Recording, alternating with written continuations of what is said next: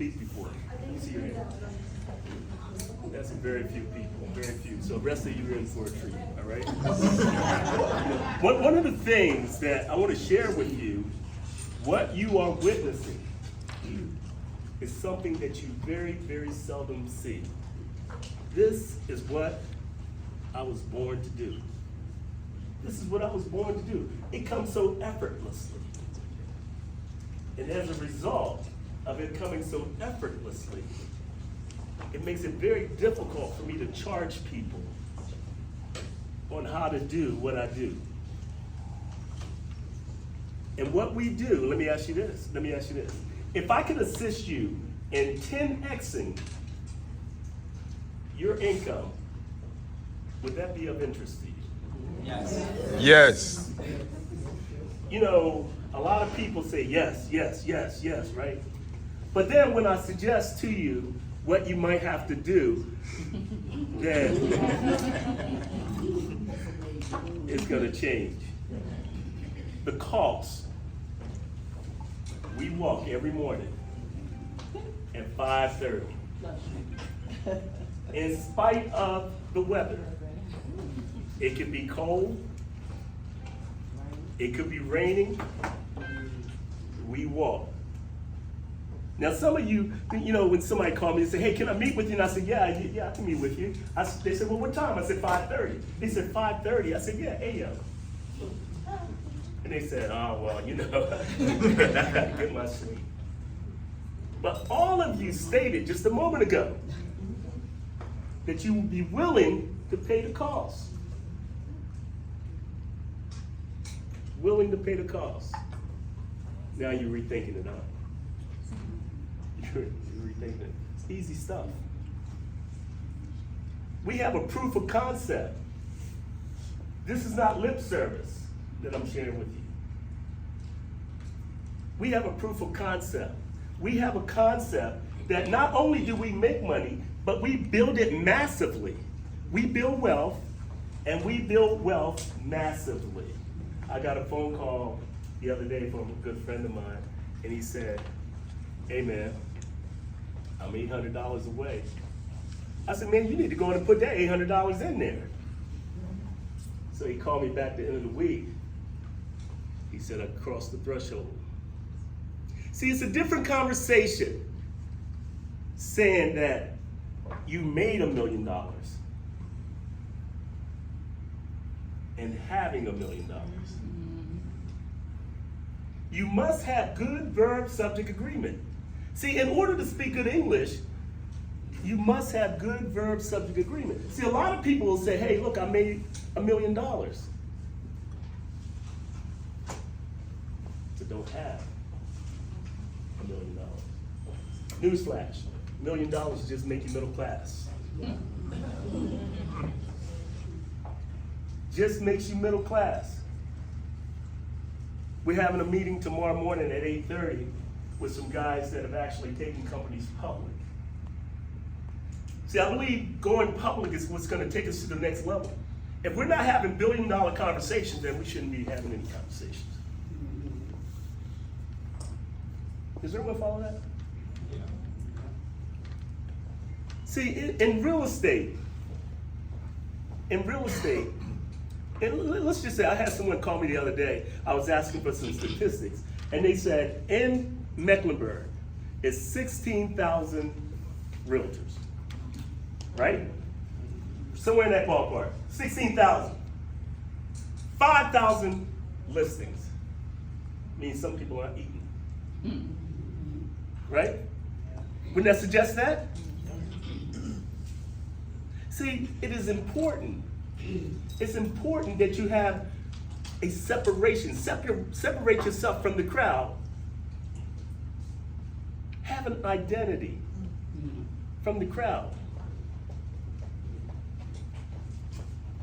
Now, I was at a family reunion this past weekend, and I met a niece that I'd never met before. And she ran up to me like she knew me. I'd never seen this person before in my life. I said, well, how do you know me? Oh, social media. See, some of you I've seen on social media. I may not know your name, but I've seen you on social media. It's the power of separation. I do that on purpose. It's intentional. I was talking to someone earlier and they said, I'm trying to get into real estate. I said, well, wait a minute, hold on. Why try? Why try? Operate with intention. On purpose. On purpose. Everyone follow that? I don't have a clicker, so Steve's going to be my clicker here. Sourcing the deal. How many people in here? How are you sourcing your deals? How are you getting your deals? Social media. Social media. Now, let me say this. If I was to take the multiple listing, how are you sourcing your deals? Everybody crippled now. Word of mouth. I've been 100% referral. 100% referral. Okay. Click. When I go like this, let me click, right? How many people are driving for dollars? How many realtors are actually literally driving for dollars? See, one of the things, I know a lot of you have a bad taste in your mouth about wholesalers. I'm not a wholesaler, but there's a thing or two that you can learn from a wholesaler. Wholesalers do not have access, most of them, to the multiple listing. They source their own deals. They source their own deals. And most of it comes from driving for dollars. Listen, watch this. About a few months ago, a wholesaler here in Charlotte, most of you are from Charlotte, right? Here in Charlotte, he posted his account, and he has somewhere between $600,000 and $700,000 in his account. Wholesaler. Let me ask you this: is there something that you can learn from him? Yeah. How many wholesalers have you taken to lunch? I'll wait. You see, wholesalers are making money. I know several that are making $700,000, $1 million. We have to do the things that they're doing. Take them to lunch. Learn what they're doing. They don't have multiple listings, most of them. And they're sourcing their deals. They're doing fixer-uppers. Why can't you do fixer-uppers? Why can't you source a fixer-upper, get the funding from Chris, fix it, put it on the market, and sell it? Why can't you do that? Why aren't you doing that?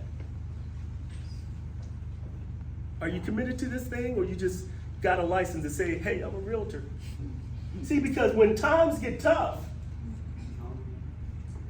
that's when it's going to be the deciding factors. Newsflash, when that time. Warren Buffett said something to the effect. He said, there's 2 times are the best times to plant a tree. 20 years ago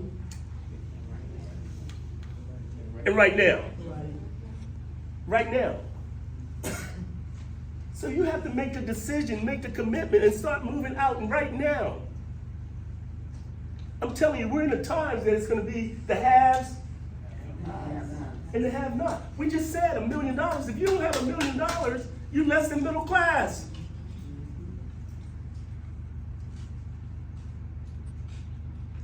Serious stuff here. Serious. Look, somebody said, well, you always talking about money. What else is there?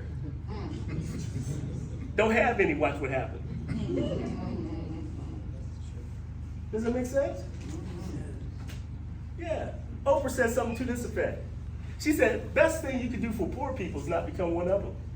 And some people, when I say that and they hear it, they say, ooh, that's so harsh. Woo. Well, look, let's look at it. If you have a pizza, you have 3 poor people. They're eating that pizza. You become one of them. Now what do they have to do? They have to split it. Are they better off? We just have to think about this thing, y'all. We can make it happen.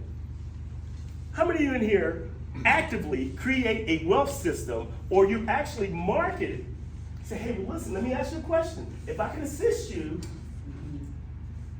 in becoming financially independent, would that be something you'd be interested in? How many people are creating customers like that? See, some of it I think we're doing butt backwards. I'll use it that way. I'll say it that way. You're doing it butt backwards. You're doing a first-time homeowner program, right? Opposed to creating wealth. If you get this person buying an income-producing property and they buy 3 or 4, how many are they gonna buy? They're gonna continue to buy, right? And then they buy enough, and then watch this. Then they can buy the house of their dreams.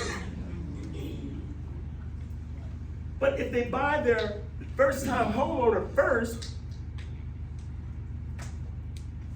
it restricts their ability, for most part, to buy the investment property. They don't have the disposable income. Create the disposable income by buying investment property. Buy the investment property first, buy the house of your dreams later. Does everyone follow that? That person will buy continuously. You're selling a first-time homeowner. When will they buy another house from you? I'll wait. If their mother-in-law or somebody doesn't become a realtor, right? And foreclosures. Man, ooh, this is a gold mine.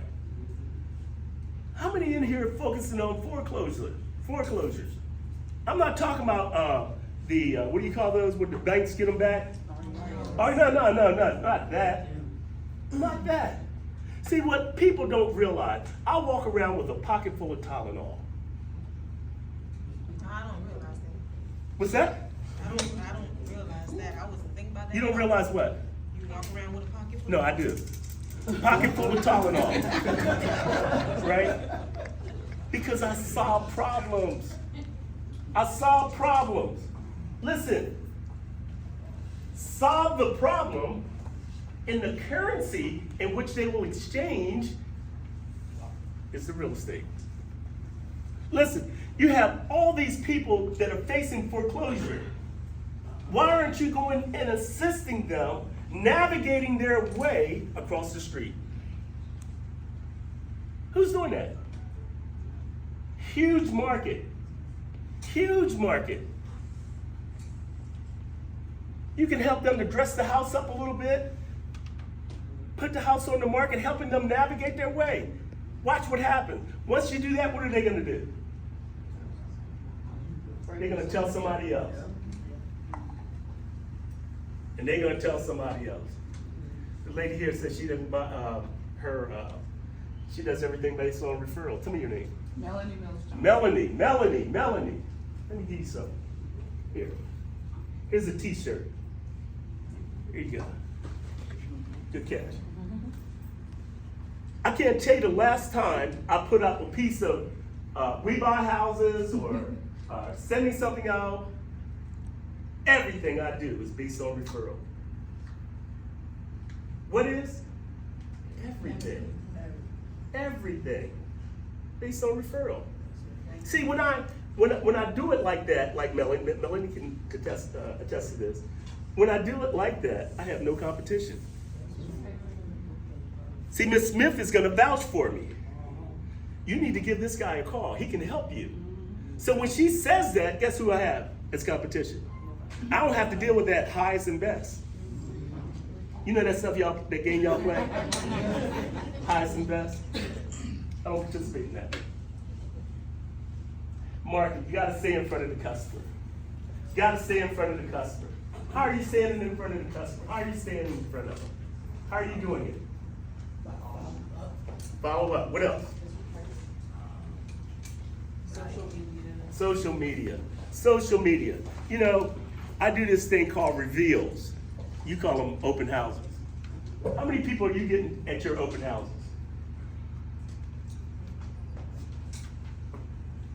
I'll wait. How many are you getting? It's not a right or wrong. 2, 3. We did one, what, a few weeks ago?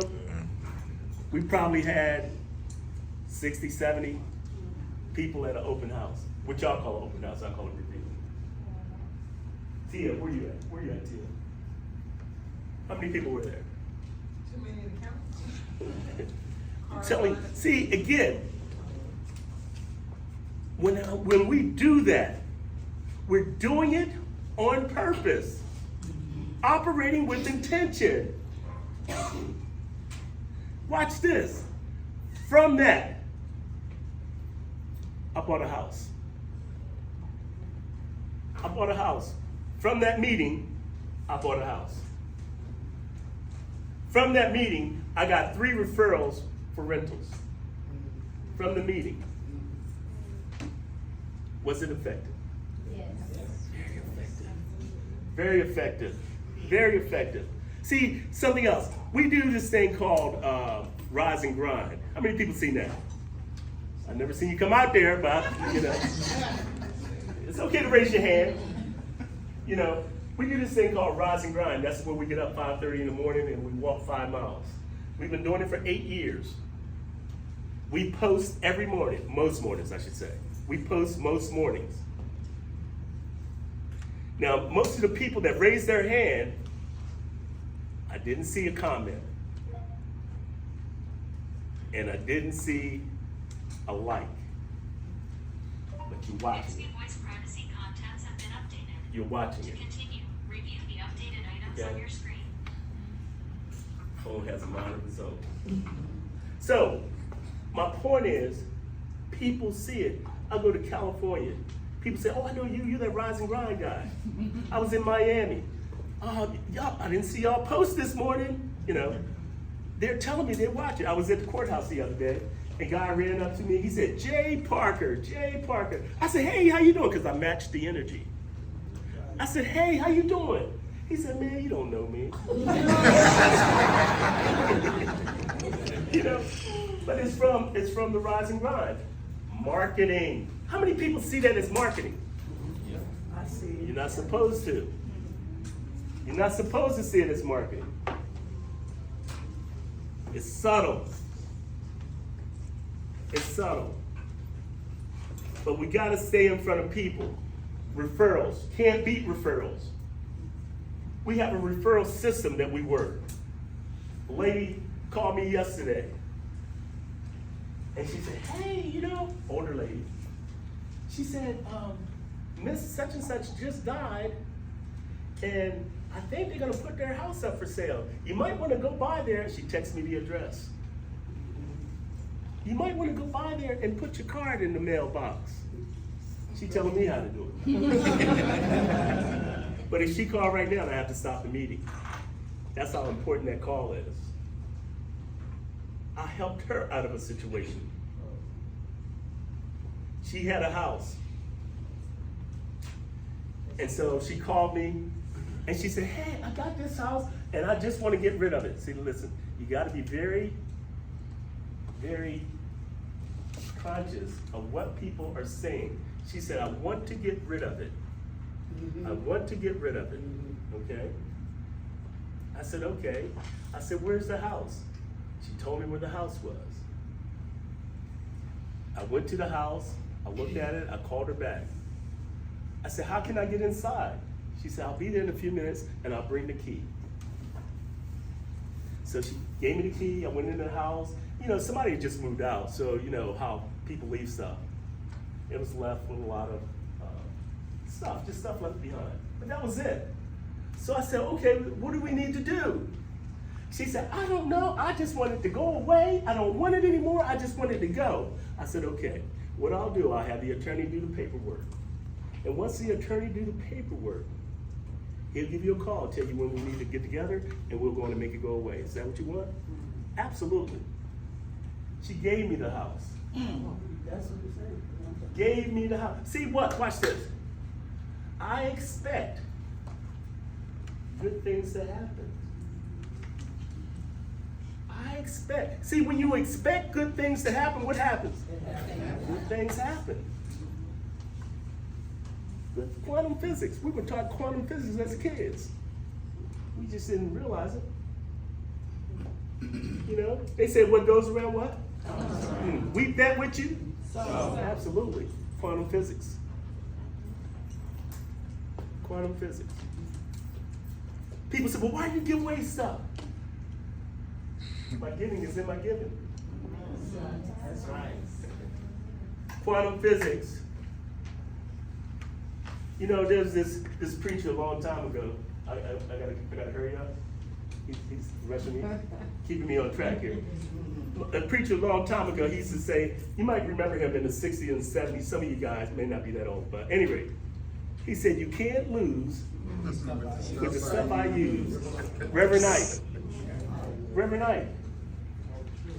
You can't. You just can't. It's universal law. If you practice it, you'll do it. Catchphrases. How many people have a catchphrase? I know Tia says something to the effect, she says, your friendly realtor. Your favorite realtor, I think it is. How many of you got a catchphrase? Catchphrases are very important. Catchphrase. Catchphrases like, let me give you an example. Like a good neighbor. State Farm is there. That's a catchphrase. Clip. Frosted Flakes are catchphrase. Catchphrase. It's important. We have catchphrases. We done missing stuff, but we have catchphrases. You should have a catchphrase. When they see you, they hear that catchphrase. Building wealth. Building wealth. Massively. You see? Catchphrase. When they see that, they see you. You're not operating like that. When they see that, they see you. You're not operating like that. You should be. If I ask you what the colors of circle, what is that? QT sign, what color is it? Red, black. See, you know that. Did you know you knew that? See, when you have a business card, how many people have a business card? You don't think about your business card. You don't think about it. You just do what everybody else is doing. You're not separating yourself from everyone else. Let me show you. Show what I mean. This is my business card. And see, first of all, most of the time when you hand out a business card, you can have it. When you hand out a business card, most of the time people say, hey, you have a business card, and they're talking to you, looking in your face, and then they take your card and they stick it right in their pocket. See, that's networking 101. And so when somebody's talking to me and say, hey, you have a business card, I put it up here like this. They're talking to me, and they're reaching their hand out, and I move it. And then I'll move it. And then eventually they're gonna stop and look, and they're gonna look at the card. How many of you have ever seen a card that has the letter cut out of it? How many of you have ever seen that? You ever see that? Ever seen anything like that? Yeah. She'll never forget it. It's called neural association.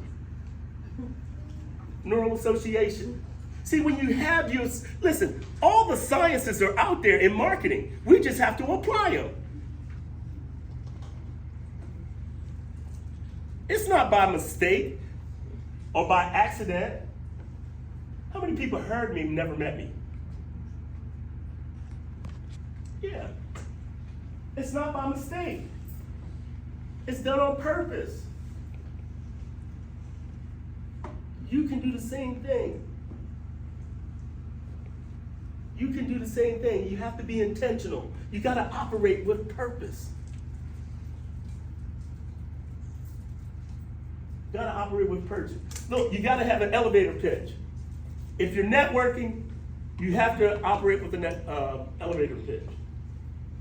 How many times you meet somebody? I think you guys said you were in Houston last week or sometime recent, and you meet a lot of people. And I said, Tawana, what do you do? What you gonna tell me? Whatever Jay Parker does, because I'm trying to be the next. I'm trying to be the next millionaire.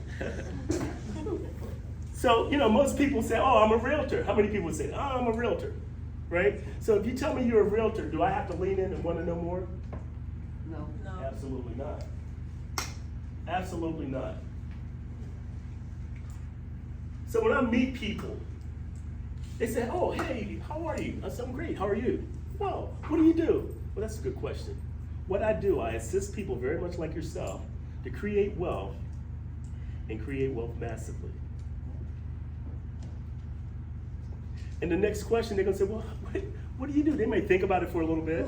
They might marinate in it, you know? And then they're gonna, well, how do you do that? When they do that, I got them. I got them. Does that make sense? Yeah. See, you're saying, so I'm a realtor, and so they don't need to ask any more questions. They might say, oh, the market's not good, is it? It's not fine.